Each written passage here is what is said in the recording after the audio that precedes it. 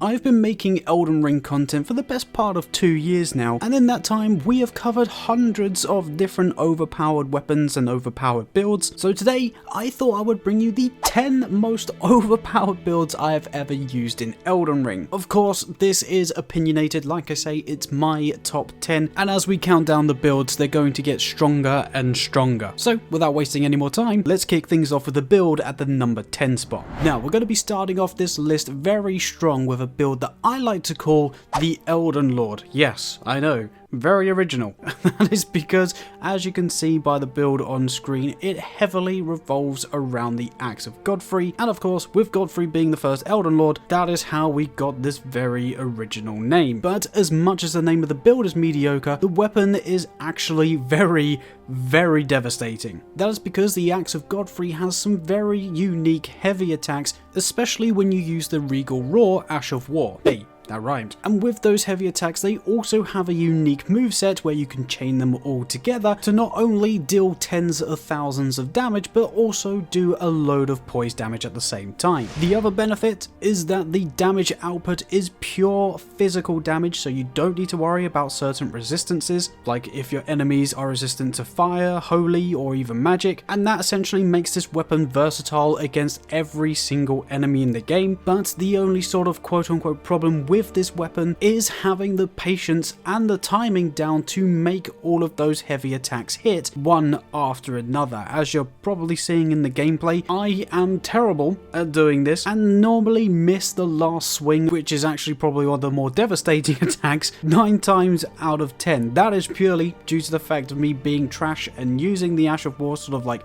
right on top of my enemies when I should really be using it a little bit further back. But even though I'm missing the pivotal attack at the end, I'm still doing a catastrophic amount of damage against most of the bosses in the game. And just to add to my further excuses for this, the footage is from New Game Plus 5, so if you're in a lower New Game Plus, you're going to be doing a lot more damage than what you're seeing in this video, but even still, in the later New Game Pluses, is holding up nicely and is capable of doing a metric ton of damage. But it still doesn't quite do as much damage as the rest of the weapons in this list, which is why I thought it would be a perfect fit for our number 10 spot. But of course, moving things on to the build that we have at number 9, we have got the Elemental Fury. Now this is an extremely potent venomous fang build that not only utilizes its deadly poison, but also inflicts bleed damage and frost damage. These 3 elements are quite possibly the most deadly in the entire game, and where the Venomous Fang is a claw weapon, it has an extremely high DPS, which basically means that all 3 of these elements will proc within seconds. And where we're using 3 of those elements instead of just relying on the poison, this build is obviously much more versatile, because if you come up against someone who's resistant to poison, you still have the other 2 elements to rely on to deal that heavy amount of damage. But again, the reason why it only finds itself in the number 9 spot in this list is because although it does an insane amount of damage very quickly, it is heavily reliant on those elements to do that damage. The base AR of the Venomous Fang is not all that good, but of course can still be buffed with the right talismans and boosts. And of course, where we're focusing on DPS, you're not really going to be using any heavy attacks,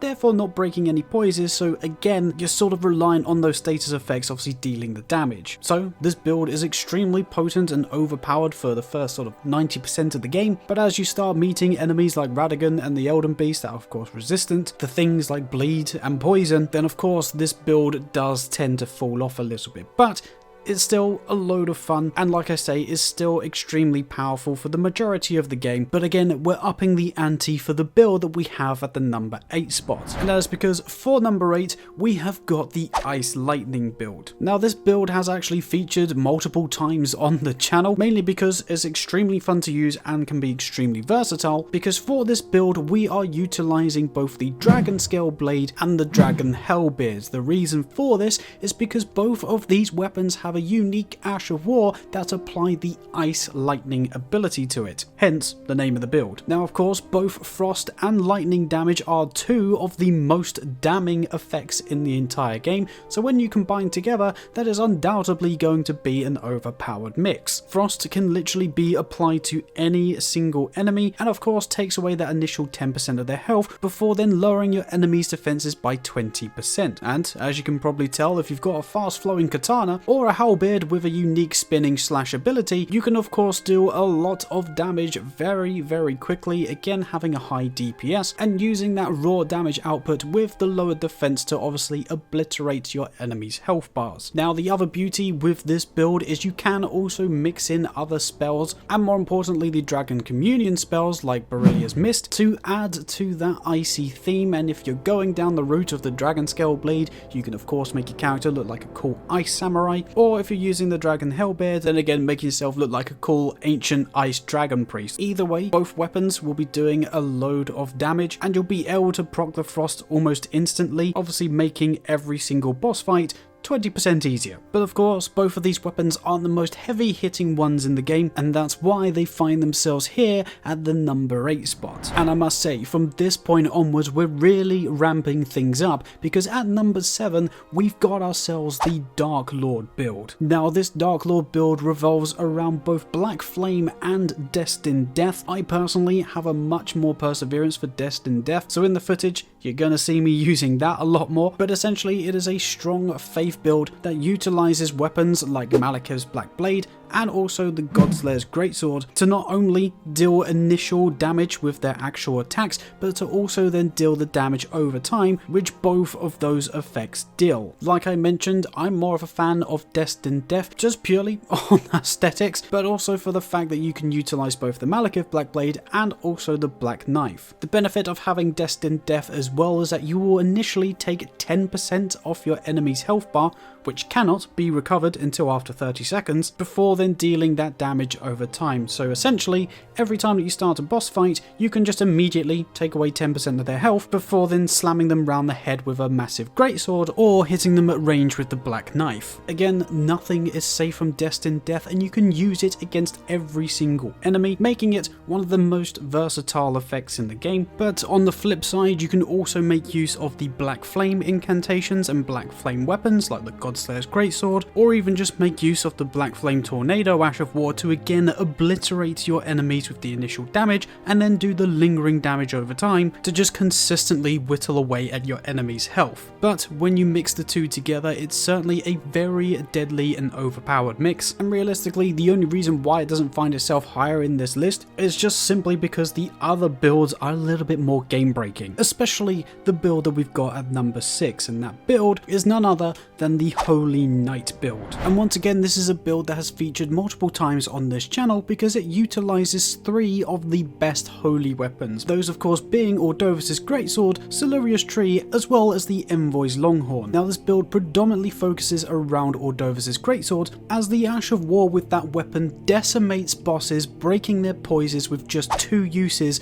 of that Ash of War. So essentially, any boss that you come up against, you will be able to break their stance whilst also doing thousands of damage with the attack itself. This alone pretty much breaks Elden Ring and makes the game super easy, making fights like Radahn, Radagon and the Elden Beast some of the most comical fights you'll ever have. But if you want a more ranged approach, like I say, you can use Siluria's Tree to also do a load of poise damage while still focusing into strength and faith. But then against much larger enemies such as the dragons and Placer Dusax, you can pull out the Envoy's Longhorn to literally defeat them in seconds with the power of bubbles. So again, this build is extremely versatile because although it's holy damage, you still do a load of base AR just with the strength scaling on these weapons, and each and every one of them will also break your enemy's poises relatively quickly, again making light work of even the toughest enemies in the game. But the only downside is that these weapons do have an element of holy damage, which of course does get affected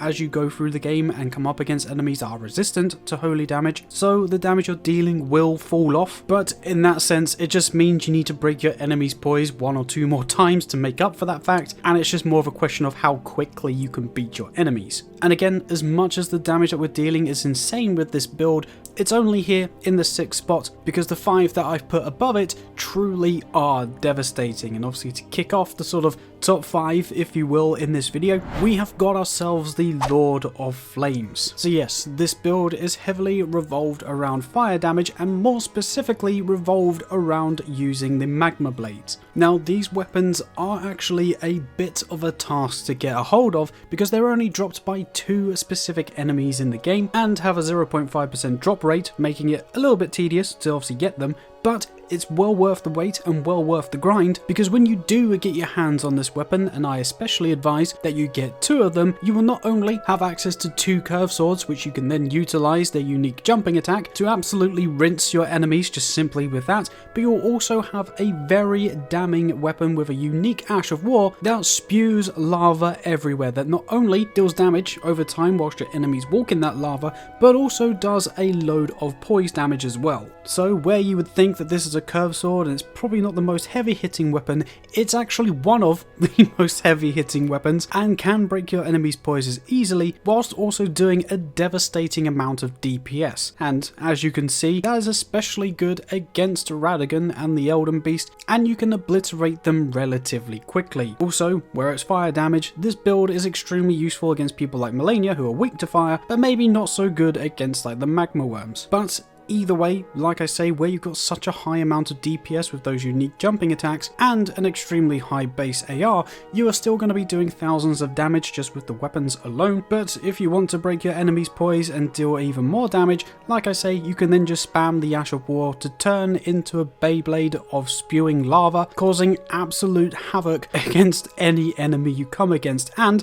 I haven't even mentioned yet the incantations that you can add to it. You could of course use things like Flame the Fell God, Burn Flame, or even just simple ones like Flame Sling and Catch Flame. These can all add range and versatility to this build and is almost like a separate way to play this build. So yeah, there's a lot of versatility, a lot of ways to do devastating damage, and of course can all be mixed to have one hell of a build. And talking of one hell of a build, the same can also be said for the build that we have at the 4th spot, and that of course is going to be our Battle Mage build. Now the beautiful thing about making a Battle Mage build in Elden Ring is that you will not only have access to one of the most powerful greatswords to ever grace a From Software game, but you will also have the full catalogue of spells available to you to add to the potential power of that greatsword. And of course, the greatsword I'm talking about is the Dark Moon greatsword. This thing is an absolute beast, as when you use the Ash of War, you of course infuse that weapon and use it to fling projectiles at your enemy that can break their stances in just 2 or 3 hits. But if for whatever reason that gets boring for you, you can also swap the points that you have into strength and chuck them into dexterity to use things like the Moon Veil instead. Both of these weapons are the standout, but again, you can still use things like the Carrion Nightsword to do a tremendous amount of damage with just that itself. Either way, you're going to have the full catalogue of spells available for you, so you can also add to the versatility by using things like Loretta's Longbow, Great Blade Phalanx, or even adding some of the gravity spells like the Meteor Strikes in as well. Now I don't know about you guys, but for me, whenever I start a From Software game, I normally tend to go down the intelligence route, and intelligence weapons like the ones I've mentioned have always been extremely OP, and that of course remains the case in Elden Ring. Because I've used them so much, I'm probably being a little bit harsh by putting it down at the 4th spot, and it could possibly find its way into the top 3, but I'll obviously discuss that in a moment with you guys, and you can let me know in the comments if I'm right or wrong with that. But either way, whenever I use a Battle Mage build, I always have instant success with it, and I advise that if you are struggling at any point in Elden Ring, just get yourself a larval tier, respec into intelligence, make it so you can either wield the Dark Moon Greatsword or the Moon Veil, and you'll no longer have any problems at all. But if you're not a fan of being a Battle Mage, because I know it's not for everyone, the build at number 3 might be a bit more appealing because it literally turns you into a walking tank. And yes, the build that we have at number 3 is called the Tank. Of course, as you can see by the build spinning around your screen right now, we are utilizing one of the best armor sets in the Bull Goat armor set, as that armor gives one of the best protections against all damage types, as well as giving you the best poise. But if you're a bit more keen-eyed, you've probably seen we've got a relatively bright shield on our back, and that is because that's one of a few items that we use in this build to regenerate our health over time. The other key item doing exactly that is of course the main weapon being the Blasphemous Blade. For those of you that don't know, every time that you get a kill whilst you have this weapon equipped, it will restore your HP, and it will also restore your HP whenever you have a successive hit with its Ash of War, the Taker's Flame. So essentially with this build we're going to be pretty much a brick wall, being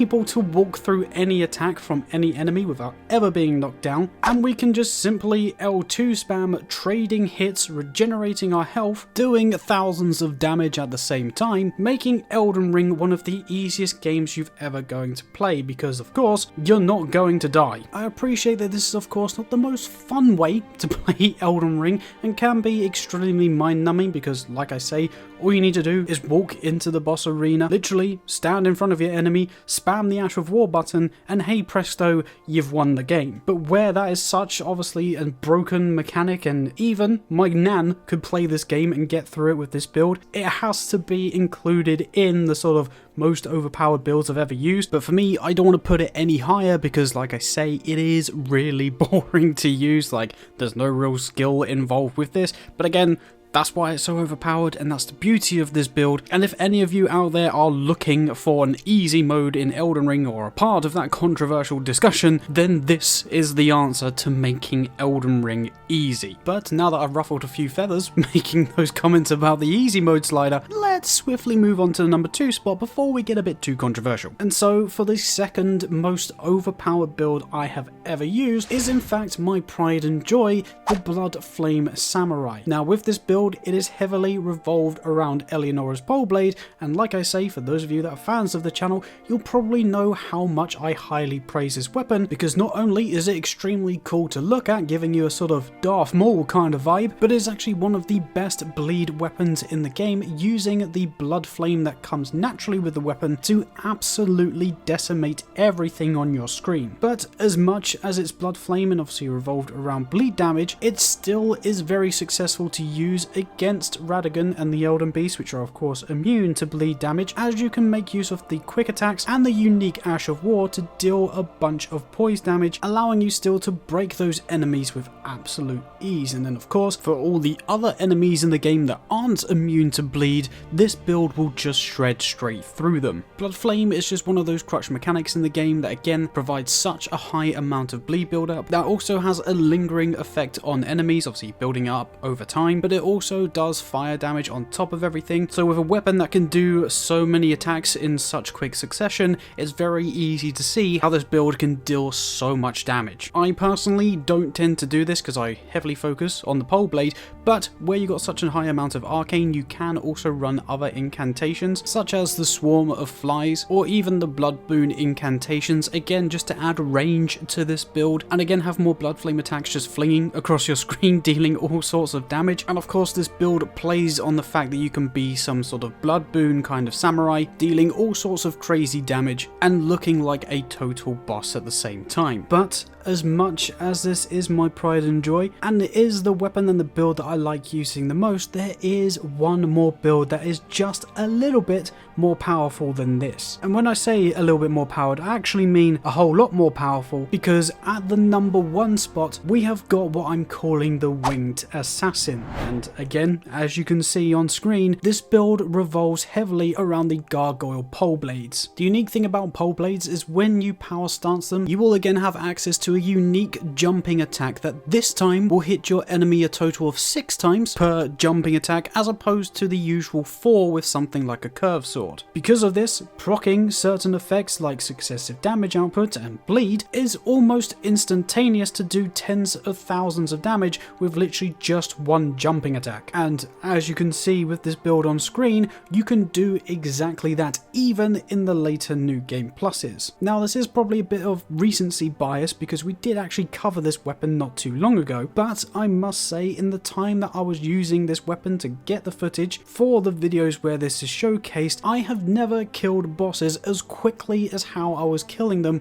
with this build. I was putting up ridiculous numbers even against enemies that do not proc bleed, just because the setup that we had with this made the base AR go up to around about 1600. So bear in mind, 1600 damage times 6, because you're doing 6 attacks with 1 jump attack, means you're doing around about 9000 damage every single second. There really is no downside to this build because, like I say, it's quick, it's nimble, it's usable against every single enemy in the game, even if they're immune to bleed, and there is just simply no other build that obliterates enemies quicker than this winged assassin build. And of course, it's got its name because we're just rinsing the hell out of those jumping attacks. Realistically, there's nothing bad that I can say about this build, and it's just genuinely the best, which is why obviously it's at the #1 spot. And if you are looking for a build that is going to be able to decimate the DLC, even with its different leveling system, I'm sure that this is going to be an incredibly viable option just with the outright ridiculous damage output that we produce with these weapons. But yeah, there you have it. Those are the top 10 builds that I personally think are the most powerful ones I've ever used in Elden Ring. Of course, like I mentioned in the intro, this is opinionated, and I am obviously judging it over the hundreds of builds that we've created on this channel, but feel free to let me know if you agree with this list. Are there any builds that you think are even better than the ones showcased in this video? Of course, feel free to get in the comments and let me know what you think, but whilst you're down there, you will also see in the description links to every single build that we discussed. I just thought it'd be better to make this top 10 and show you guys the builds, see if you're interested in it, and if you are, obviously direct you down there to go and see the detailed version of these builds, because then that way it saves this video being 2 hours long with me mumbling over the same stuff, and that way you can use this video as sort of like a bookmark to come back to it, see what build you like, and obviously direct you to the right videos so that you can use these builds in your own games. So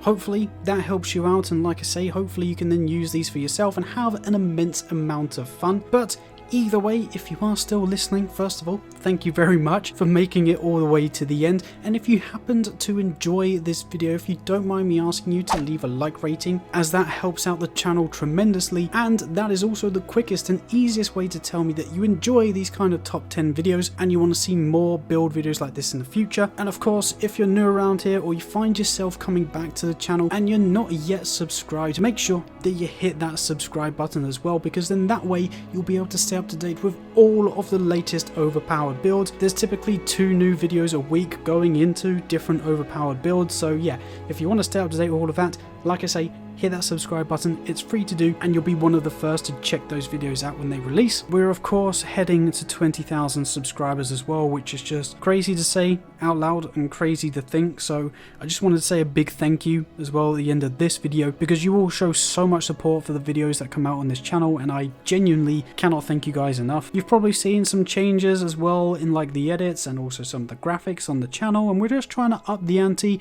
I do everything myself, so I'm trying to get plans done for the future, especially when the DLC drops, so I can bring you the utmost best quality as well as consistent uploads. So yeah, there's stuff in the works for that. So I just wanted to let you know that your support is appreciated and is allowing me to obviously put a lot of time into YouTube, and I just want to make sure that I'm bringing you the best content possible. But yeah, before I go down that route and start rambling about that, I'm going to cut that there. So once again, I just wanted to say a big thank you for watching this video. Hopefully you're having an amazing day. Go and have fun with all of these builds and let me know how you get on in the comments. But for now, I guess I will catch you in the next video of whatever it is that we make. Bye bye.